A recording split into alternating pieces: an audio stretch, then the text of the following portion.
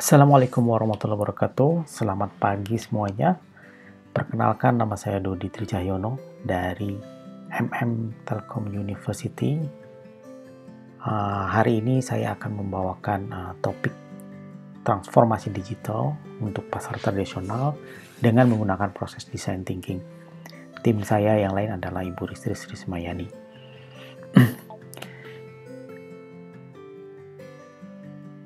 Oke, kita mulai dengan konsep design thinking. Nah, design thinking sendiri adalah satu proses ya yang dihubungkan dengan inovasi.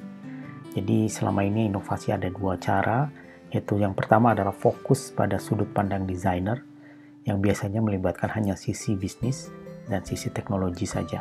Ya. Jadi bagaimana seorang desainer mencari tahu kebutuhan dari sasarannya, kemudian mendefinisikan sendiri berdasarkan sudut pandang dari desainer. Yang kedua adalah berawal dari sudut pandang kebutuhan pengguna atau yang sering disebut sebagai human center. Dan human center atau ini melengkapi dari sisi bisnis maupun teknologi yang sudah ada gitu. Nah, design thinking itu adalah suatu pendekatan inovasi yang kedua ya. Kita mulai dengan mencari tahu apa yang dibutuhkan oleh target sasaran, pasar target. Dan ide-ide baru ini dimunculkan dengan melihat pada sudut pandang dari user. Oke. Kemudian proses berikutnya nanti akan menyesuaikan semuanya ya dengan kebutuhan dari user tersebut. Makanya disebut sebagai user human center. Oke, apa bedanya desain dengan design thinking? Mungkin lebih jauh pendekatan desain dan design thinking ini akan dijelaskan seperti ini. Jadi kalau desain itu fokusnya adalah kerja dari individu, ya. Kemudian hasil outputnya adalah satu produk dan biasanya melibatkan satu bidang engineering maupun seni art, ya. Dan ini biasanya seperti halnya arsitek, gitu ya, membuat satu rumah, ya. Dia melandaskan cara berpikirnya dari produk yang dihasilkan berdasarkan pengetahuan engineering dan arts-nya. Nah, apa bedanya dengan design thinking? Design thinking adalah kerja dari teams, ya. Jadi bukan dari satu orang saja, tetapi dari satu tim. Dan yang penting di sini adalah experience. Ya, jadi menghasilkan konsep berdasarkan pengalaman. Pengalaman siapa? Pengalaman dari target market. Nah, jadi di sini tidak hanya teknologi maupun bisnis, tetapi human juga akan menjadi poin ya dalam membuat konsep dari produk yang dihasilkan atau konsep yang dihasilkan. Baik, nah apa saja sih langkah-langkah design thinking? Design thinking ini dimulai dengan understand ya, dengan yang biru warnanya ya, kalau di dalam tabel yang ada di kanan ini. Jadi yang biru ini kita mulai dengan empathize ya, tahapannya adalah empathize ya. Kemudian bagaimana sebetulnya kita mencari tahu, memahami kebutuhan dari pengguna, yang melakukan empati ya. Dalam hal ini kita akan melakukan research dan seterusnya ya, untuk mengerti apa yang diinginkan oleh users. Ya. Nanti kita akan detailkan setiap tahap ini. Kemudian tahap kedua masih dalam konteks understand, itu adalah define. Ya, kita mendefinisikan berdasarkan riset yang kita lakukan di tahap pertama. Kita akan mendefinisikan sebetulnya needs-nya customer atau needs-nya pasar sasaran itu apa sih sebetulnya, atau calon user itu apa. Nah, setelah itu dilalui, maka tahap berikutnya adalah ideate. Ya, ideate ini adalah membangun ide, ya, sekreatif mungkin. Ya, jadi di sini yang lebih penting adalah jumlah ide yang dihasilkan. Ya, quality nanti dulu. Ya, nanti kita akan seleksi. Kemudian dari hasil ideate ini, maka mungkin nanti akan kita dapatkan mengerucut pada satu ide yang dipilih bersama-sama. Kita akan membuat satu prototip. Ya, prototype yaitu satu model atau gambaran nyata yang dapat menjelaskan ide tersebut. Ya, jadi orang yang akan bersinggungan atau mencari atau melihat ya prototip ini akan mengetahui ini loh idenya gitu ya. Nah, tahap berikutnya adalah kita melakukan tes. Ya, tes ini dikaitkan dengan prototip yang dihasilkan dan kemudian kita sampaikan kepada calon pengguna yang kita identifikasi di awal. Nah, nanti dari situ calon pengguna akan memberikan feedback. Ya. Nah, feedback ini nanti akan memperbaiki produknya dan dilakukan kemudian setelah setelah hasilnya bagus, hasil tes tersebut misalnya produknya memang memenuhi kebutuhan dari pengguna ya, calon pengguna, maka baru kita lakukan implementasi. Nah, ini semuanya adalah langkah-langkah dari design thinking. Dan langkah-langkah ini tidak linear ya, tidak dari empathize kemudian ke define terus sampai selesai baru begitu ya. Tetapi mungkin dari empathize ke define balik lagi ke empathize ya, dan seterusnya. Ya, ini digambarkan seperti gambar yang seperti ini ya. Jadi bagaimana di awal itu mungkin masih dari empathize ke define, muter lagi, terus baru masuk ke ide dan seterusnya. Muter lagi ke belakang, bisa ke define, bisa ke empathy lagi dan seterusnya ya. Ini yang disebut sebagai iterasi, proses yang iterasi. Kalau kita lihat mental modelnya itu yang seperti yang di kanan ya. Jadi di awal-awal itu wah muter-muter bulat segala macam ya, karena kita mementingkan jumlah ya daripada kualitas. Tetapi di akhir harus mengerucut kepada satu ide. Kalau enggak nanti chaos terus, nggak bisa selesai ya. Begitu. Baik, kita detailkan dengan sekarang prosesnya ya. Proses design thinking. Kita awali dengan empathize ya, empathize dari kata empati ya. Jadi langkah pertama adalah menanamkan sikap empati pada cara berpikir Anda. Apa sih sebetulnya empati itu? Yaitu membuang semua asumsi. Jadi misalnya saya asumsikan bahwa seseorang itu misalnya yang datang ke pasar itu membutuhkan ini, membutuhkan itu gitu ya. Nah, itu kita buang ya asumsi itu, karena kita harus mencari tahu berdasarkan keinginan dari target marketnya sendiri. Nah, itu yang sebenarnya yang disebut empathize ya. Nah, tahapan di sini akan melibatkan riset ya, mengumpulkan informasi yaitu terkait dengan pengguna, kemudian keinginan pengguna, kemudian pemahaman mendalam atau bahasa Inggrisnya insight begitu ya terhadap pengguna. Nah, di sini kita melibatkan sisi emosi, sisi psikologi dari pengguna ya. Nah, toolsnya apa saja? Ada yang disebut sebagai personas, ada empathy map, ada list of user feedback, ada problem identify ya. Nah, contoh persona itu yang di atas ini, gambar di atas ya. Ini Pak Ilham Muhammad nih, nanti ada deskripsinya seperti apa, mungkin dijelaskan dulu umurnya berapa, tinggalnya di mana, terus kemudian apakah dia udah berkeluarga atau belum. Nah, itu semuanya yang disebut sebagai personas ya. Nah, dari personas ini kita buat empathy map. Nah, ini empathy map di yang bawah, gambar bawah, yaitu Pak Ilham ini mungkin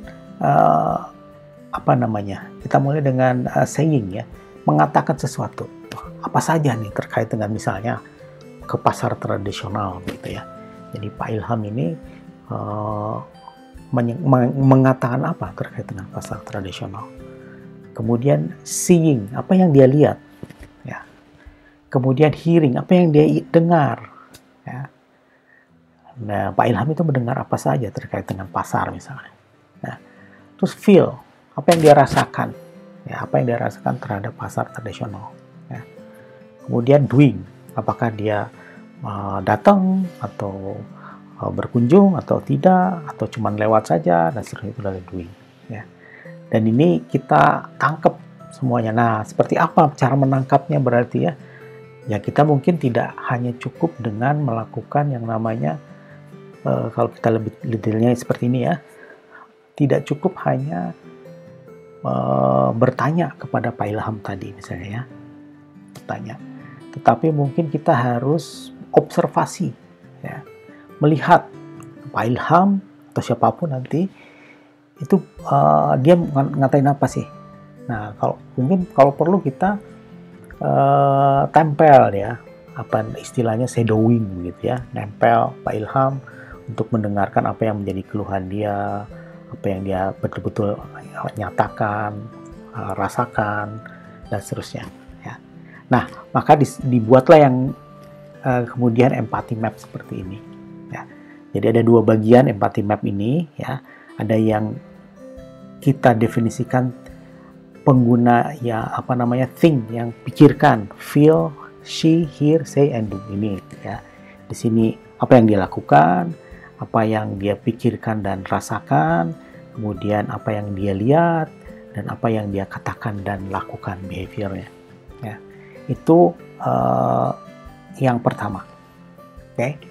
Kemudian yang kedua itu adalah kita tentukan pain and gain. Apa sih pain?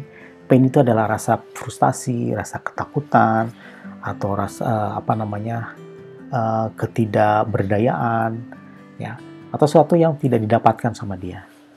Ya. Kemudian kita juga tentukan gain, ya, apa keinginan dia, apa kebutuhan dia, bagaimana mengukur sukses, dan seterusnya. Ya. Jadi dua hal ini yang harus kita dapatkan dari persona kita, dari target market kita. Ya. Nah, ini disebut sebagai empathy map. Ya, empathy map ini kepada siapa saja ya, sebanyak mungkin ya. Mungkin nggak usah terlalu banyak seperti survei begitu ya. Tetapi ada beberapa kelompok pasar sasaran yang kita tuju.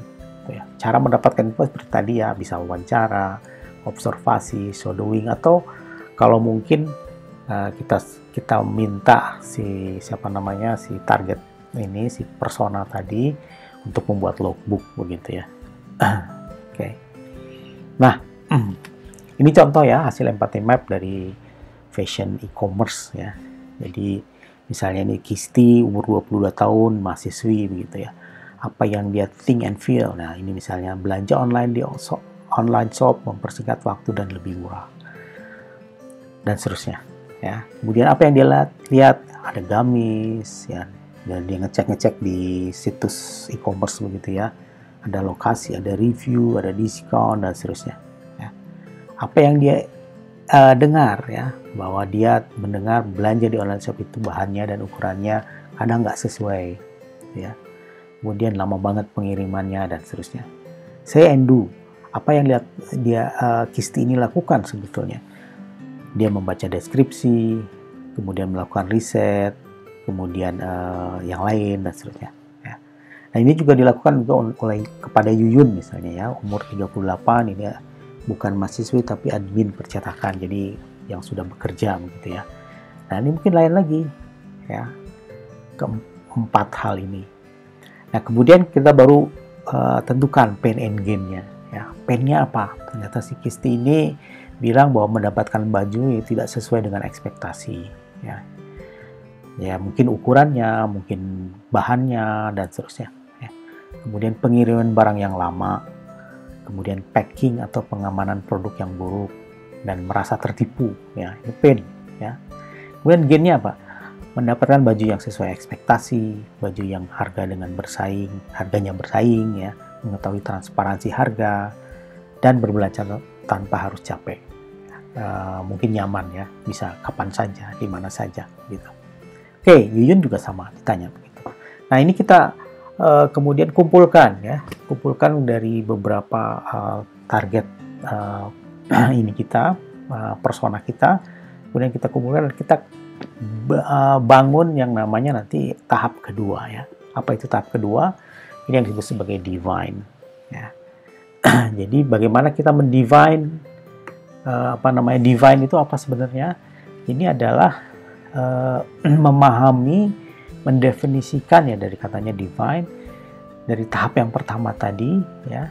Kemudian mulai dengan membuat list kebutuhan ya, dari pain and gain tadi mungkin ya. Kemudian pada tahap ini desainer dan user bekerjasama untuk mendefinisikan masalah yang sebenarnya.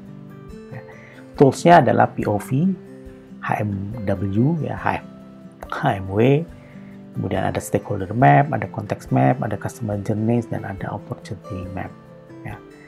Nah, ini sebetulnya kita bisa lakukan bersama-sama. Nah, oke, kita mulai dengan POV ya. POV itu yang paling penting di dalam tahap ini ya. Point of view sebenarnya singkatan POV itu ya. POV itu sebenarnya apa saja? Itu adalah gabungan dari user ya, siapa usernya, kebutuhan dari user tersebut, dan insight ya. Contoh nih, saya adalah mahasiswa dan saya benci melipat pakaian karena saya tidak pernah bisa melipat pakaian dengan baik. Nah, berarti di situ point of view yang memperlihatkan ini loh real problemnya ya, problem yang sebenarnya ya. Nah, kemudian dari sini kita buat yang namanya HMW ya. HMW itu singkatan dari how might we ya. How-nya sendiri adalah solusi ya. Kemudian might-nya adalah optimistic ya, dan kolaboratif untuk we-nya ya. Bagaimana mendefinisikan HMW ini? Nah, ini ada contoh di bawah ya. Ada yang too broad, misalnya membuat orang-orang happy. Nah, itu terlalu broad ya. Terlalu luas ya, nggak jelas. Atau terlalu kecil ya, terlalu narrow, terlalu sempit ya. Misalnya make the buy button blue ya. Make the buy button blue ya. Maksudnya membeli kancing yang warna biru gitu ya. Nah, itu kan terlalu kesempit ya, terlalu kecil. Nah, yang ideal itu yang seperti yang di warna biru ya, misalnya use location to show relevant results ya. Jadi bagaimana membuat atau mencari lokasi yang sebetulnya saya perlukan gitu ya, gitu. Nah, ini contoh saja ya. Oke, jadi jangan terlalu luas, jangan terlalu sempit ya. Jadi HMW itu ya ada di tengah-tengah antara itu ya. Nah, ini bisa dihasilkan setelah kita melaksanakan tahap pertama dengan benar tadi, dengan serius ya. Oke, jadi sebenarnya kuncinya itu sebenarnya adalah tahap pertama tadi. Oke, untuk mendefine kita alat yang lain adalah ini ya, stakeholders map. Ini stakeholder ya. Jadi stakeholder itu adalah pihak-pihak yang terkait ya, pihak-pihak yang terkena dampaknya karena ada kita begitu ya. Itu gampangnya seperti itu. Jadi kalau kita ini adalah di sini misalnya ya, ada yang internal. Internal ini ada di dalam perusahaannya ya, bisa pegawai lain, bisa bos ya, bisa pemilik modal dan seperti itu. Atau bisa juga yang di eksternal, yang lingkaran luarnya ya, bisa supplier, bisa pengiriman ya, dan seterusnya. Yang paling luar lagi adalah public. Nah, ini kita definisikan 4 titik ini ya, 4 kuadran ya. Yang pertama adalah mereka yang memiliki interest tinggi ya terhadap keberadaan kita, tetapi powernya rendah gitu. Nah, kemudian yang memiliki interest tinggi juga, tetapi juga memiliki high power ya. Kemudian ada pihak-pihak yang low interest tapi high power ya. Waduh, interestnya nggak ada, tetapi powernya tinggi. Ya, power apa? Power menentukan nasib kita, kira-kira begitu. Ya. Dan ada yang low interest, low power. Nah, kalau kita masukkan ke dalam matriksnya, ini ya, jadi kalau interest ini yang makin ke kanan makin tinggi, sedangkan influence-nya makin ke atas makin tinggi. Maka kita punya 4 kelompok. Ya. Maka yang high influence, high interest, maka ini disebut top priority. Jadi kita harus hati-hati dengan ini. Ya, harus betul-betul membuat prioritas terhadap ini. Sebaliknya, yang low influence, low stake, low priority, nggak perlu dibahas terlalu jauh gitu ya. Kemudian ada yang sifatnya high influence, low stake. Nah, ini harus handle with care ya. Kenapa?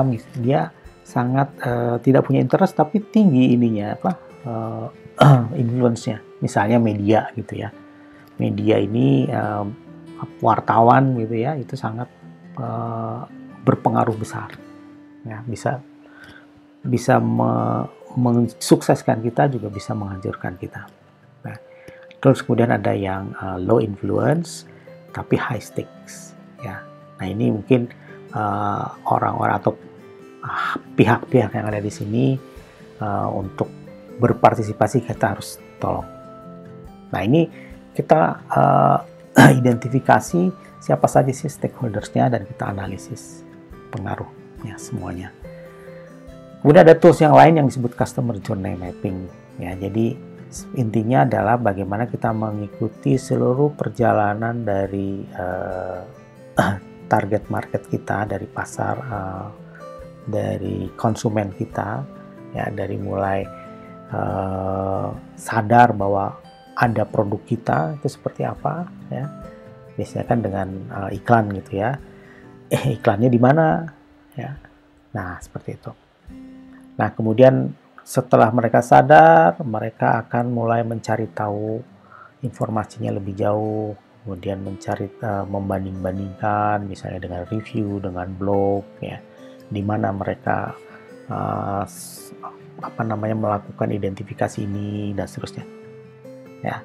Kemudian setelah mereka siap tertarik, maka dilanjutkan dengan membeli ya, purchase ya. Nah, purchase-nya di mana? Di e-commerce, di online atau di offline ya, atau di toko misalnya, di website dan seterusnya. Nah, setelah itu mereka biasanya suka lapor kemana? Lapor dalam tanda kutip biasanya posting ya gitu ya. Nah, ada di Facebook kah, di Instagram kah gitu, atau di komunitas ya. Oh, ini saya barusan membeli ini gitu ya. Wah, warnanya cakep deh dan seterusnya. Mungkin dia gabung dengan community ya. Sehingga mungkin community inilah kemudian menjadi, apakah dia menjadi influencer ya orang tersebut, atau mungkin dipengaruhi oleh influencer yang lain. Ya. Nah, kemudian dia juga bisa melakukan promosi ya. Misalnya diulas di blognya dia yang punya blog ya, kemudian bagaimana social network dia dan seterusnya ya. Kalau orang tersebut adalah orang yang memiliki follower yang sangat banyak, wah itu kan akan berpengaruh ya, dan seterusnya. Nah, ini adalah yang disebut customer journey ya. Jadi perusahaan atau kita itu harus tahu persis ya bahwa konsumen kita ini ada di mana dan melakukan apa, untuk tujuan apa ya. Maka kita bisa siapkan ya, apakah itu dalam bentuk misalnya kita siapkan berita-berita pendek ya yang bisa direfer oleh mereka dan seterusnya ya. Nah, ini mungkin akan bidang spesifik yang khusus melakukan ini disebut nanti digital marketing atau social media marketing ya. Baik, tapi sebagai untuk mendefinisikan lebih detail tadi, kita masih dalam tahapan define, maka tools ini sangat bermanfaat. Kemudian tahap ketiga adalah ideate ya. Tujuan tahap ini adalah mengembangkan ide dengan mempertimbangkan kuantitas daripada kualitas. Apa yang harus dilakukan?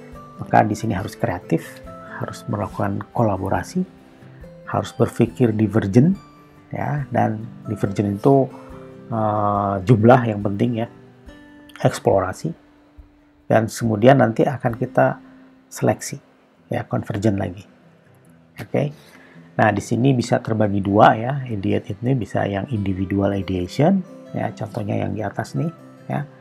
Jadi misalnya kita punya kertas A4, kita bagi jadi 8, dilipat-lipat begitu. Kemudian kita membuat ide, satu kotak satu ide ya, terkait dengan tadi definisi problem atau masalah yang kita definisikan di tahap kedua ya.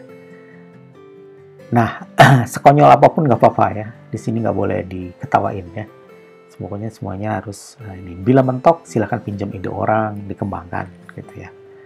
Oke, yang kedua itu adalah group ideation, ya. Jadi contohnya ini salah satunya adalah grup industry swap, ya. Jadi misalnya how might we-nya adalah target millennium buyers, ya. How would siapa ini misalnya untuk Amazon ya tackle this problem. Jadi ini adalah pesaing kita ya, bukan pesaing apa?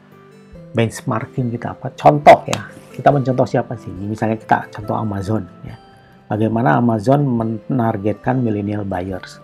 Maka kemudian kita list ya. Kita list buat apa saja.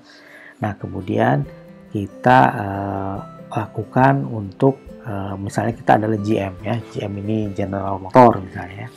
General Motor melakukan berdasarkan Amazon ini untuk millennial buyers seperti apa ya. Nah, di sini silakan dilakukan brainstorming. Brainstorming itu menggali ide-ide ya dari grup ya, dari kelompok. Nah, seperti itu. Ini bagaimana melakukan ideation atau ideate, tahapan ketiga untuk mengembangkan ide-ide yang terkait dengan how might we yang kita definisikan di tahap kedua. Ini suasana brainstormingnya ya seperti ini biasanya kalau offline ya, karena ideate ini bisa dilakukan online maupun offline ya. Kalau offline atau onsite seperti ini maka menggunakan post-it seperti ini ya. Jadi kebanyakan ada kursi tapi nggak pernah dipakai ya, karena semua orang berdiri ya untuk ikut terlibat dalam melakukan ideation. Ya. Kalau nanti di online, ideation itu ada banyak tools ya. Contohnya Miro ya, .com atau mural.com itu bisa dipakai untuk melakukan brainstorming seperti ini di PC masing-masing ya, di device-nya masing-masing. Ya.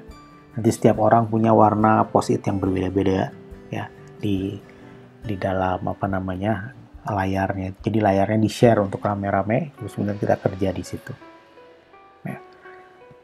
Free ya, gratis ininya apa alatnya, aplikasinya ya. Oke. Nah, setelah itu kita melakukan Pareto Reason Map. Jadi ini kita kalau tadi divergen ya, jumlah yang penting gitu. Nah, sekarang kita mulai melakukan pengerucutan ide ya.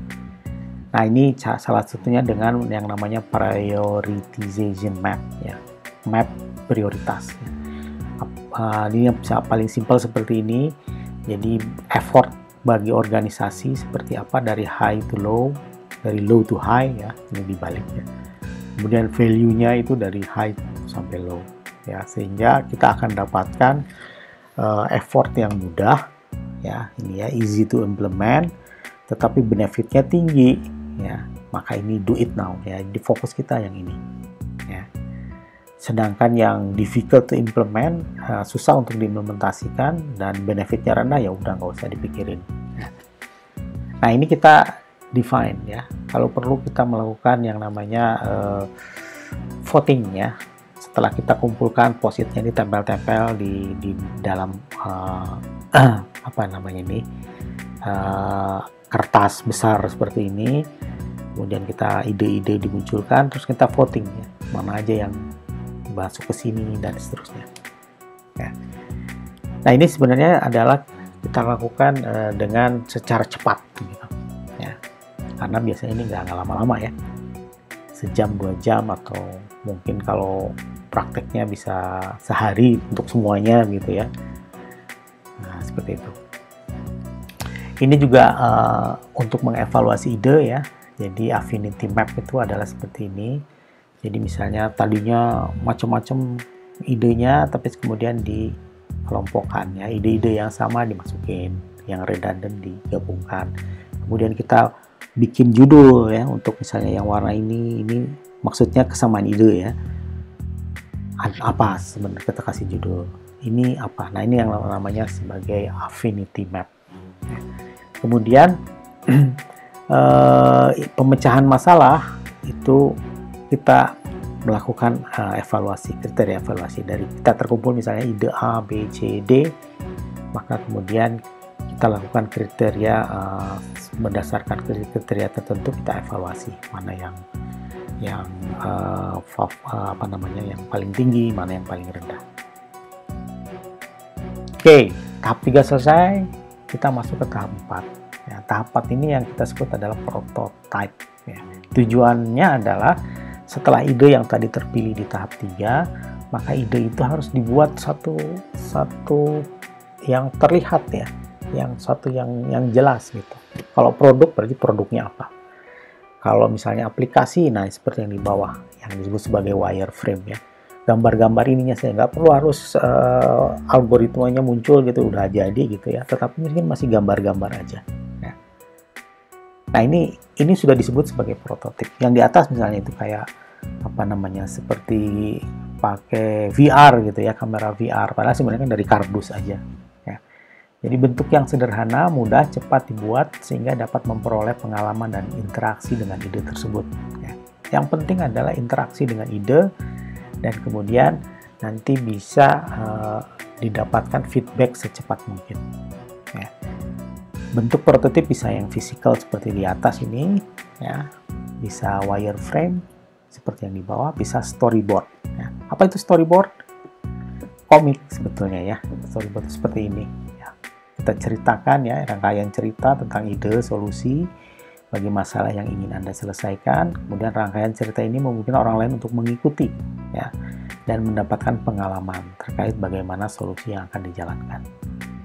Jadi mereka akan dapat segera memberikan umpan balik. Oh, jangan begitu, harus begini ya. Ini contohnya apa nih? Tidur, nyala bekernya tapi nggak bangun juga. Disuruh bangun, diteriakin juga nggak bangun. Oke, pakai kopi aja nih. Kopinya yang panas gitu, sehingga ada uapnya. Nah, begitu Mas tercium, bangun. Nah, gitu ya. Jadi ini contoh storyboard. Nah, sehingga orang bisa, oh nggak gitu. Nah, kalau kopinya kok masih panas ya, ada ini. Kalau keburu dingin gimana? Gitu ya. Mungkin gitu ya. Tapi nggak apa-apa ya. Jadi ini adalah kita mendapatkan contoh ya, ide. Oke, yang terakhir adalah tahap tes ya. Sebelum implementasi ya. Tahapan yang berikutnya adalah tahap tes. Ya, tahap tes ini adalah menguji cobakan prototip yang kita buat tadi kepada sasaran pengguna yang sama dengan yang di awal, yang tahap empathize ya. Nah, sehingga akhirnya pengguna akan memberikan feedback, akan memberikan umpan balik ya. Toolsnya bisa list of user feedback, observasi, evaluation map maupun purpose refinement atau perbaikan lah ya. Nah, bisa melalui diperlihatkan, kemudian diajak serta create experience maupun dibandingkan. Ya. Jadi prototip kita dengan kebutuhannya mereka. Apakah sudah memenuhi kebutuhan atau tidak? Oh, ini bagus. Nah, itu respon yang kita harapkan mungkin ya. Oh, ini kalau pegangannya dipindahin ke sini akan lebih bagus nih. Ah, seperti itu.